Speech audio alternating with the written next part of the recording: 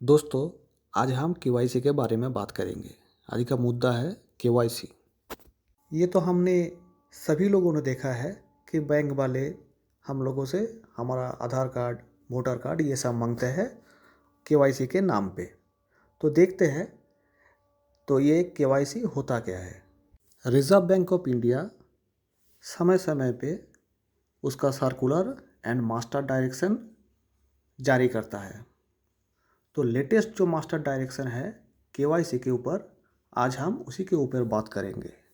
ये जो केवाईसी है, जिसका फुल फॉर्म है नो योर कस्टमर, मतलब कस्टमर को पहचानो। इसमें जो आरई है रेगुलेटेड एंटिटीज़, एक्चुअली जो बैंक और जो फिनेंशियल इंस्टीट्यूट है, इसको अकॉर्डिंग टू सर्कुलर और मास्टर डायरेक्शन इसको रेगुलेटेड एंटिटीज़ कहा जाता है। तो आरबीआई जो डायरेक्शन इस रेगुलेटेड एंटिटीज़ को देता है मनी लॉन्ड्रिंग एवं टेररिस्ट फाइनेंसिंग को रोकने के लिए, उसी गाइडलाइन को एक्चुअली में केवाईसी पॉलिसी कहा जाता है। अभी ये जो पॉलिसी है, थोड़ा हम इसके अंदर जाएंगे। तो ये जो केवाईसी है, इसका 4 पिलर्स होता है। केवाईसी पॉलिसी का जो फर्स्ट पिलर है उसको कहा जाता है कस्टमर एक्सेप्टेंस पॉलिसी। सेकंड जो पिलर है उसको कहते हैं रिस्क मैनेजमेंट। थर्ड जो है उसको कहा जाता है customer identification procedures. And last जो पिलर है उसको कहते हैं मॉनिटरिंग ऑफ ट्रांजैक्शंस। तो इसका जो फर्स्ट पिलर है, अभी हम इसके बारे में बात करेंगे, जो कि है कस्टमर एक्सेप्टेंस पॉलिसी। वीडियो बहुत ज़्यादा लंबा ना हो, इसीलिए आप लोग पॉज करके देख सकते हैं। मैं थोड़ा ऊपर ऊपर में बता रहा हूँ। कस्टमर एक्सेप्टेंस पॉलिसी जो है, इसमें बैंक इसका ध्यान रखता है कि कोई आदमी बेनामी नाम पे और फिक्टिशियस नाम पे अकाउंट ना खोल ले।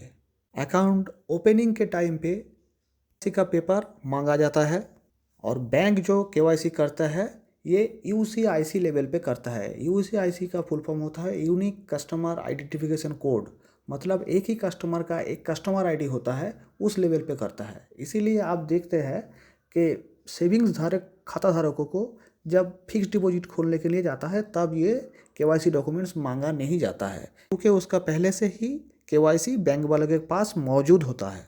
ये बात करते हैं सेकेंड पिलर के बारे में, जो कि है रिस्क मैनेजमेंट। यहाँ पर जो रेगुलेटेड एंटिटीज़ है, बैंक और कोई फिनेंशियल इंस्टीट्यूशन, वो कस्टमर को 3 कैटेगरी में भाग करता है, लो, medium and high.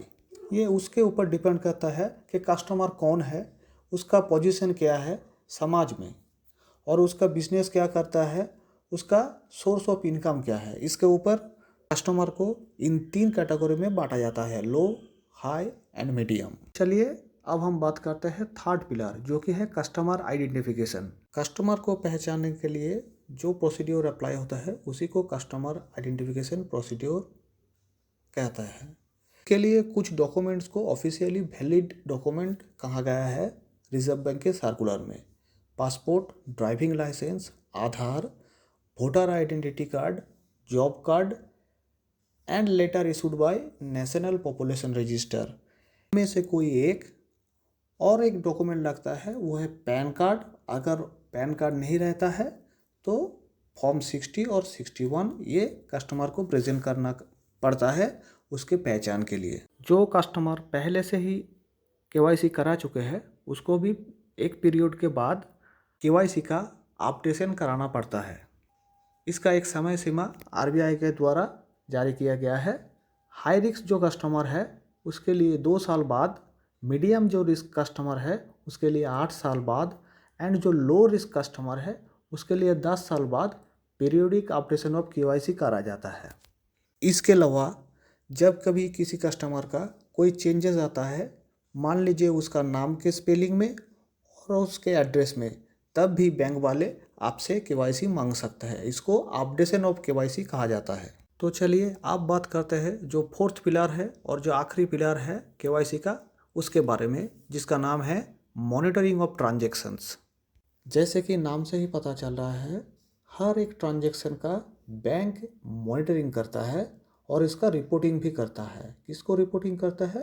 Financial intelligence unit of India. तो सबसे जो दो इम्पोर्टेंट रिपोर्टिंग होता है वो है एक CTR जो कि है कैश ट्रांजेक्शन रिपोर्ट, एंड दूसरा है STR suspicious transaction report. Cash में जब विड्रॉल करता है और डिपॉजिट करता है 10 लाख से ज़्यादा, तो उसमें अगर कुछ डाउटफुल रहता है तो उसका रिपोर्टिंग बैंक FIUIND को करता है। और STR रिपोर्ट के अंदर नॉन कैश जो ट्रांजेक्शन होता है NEFT RTGS वगैरह और कोई इलेक्ट्रॉनिक ट्रांसफ़र के द्वारा किया गया है तो इसका रिपोर्टिंग भी करना पड़ता है। तो ये था पूरा KYC। अगर आप और भी डिटेल में पढ़ना चाहते हैं, जानना चाहते हैं, तो RBI का जो मास्टर डायरेक्शन है उसका लिंक मैं नीचे दे रहा हूँ, आप पढ़ सकते हैं। Thanks for watching.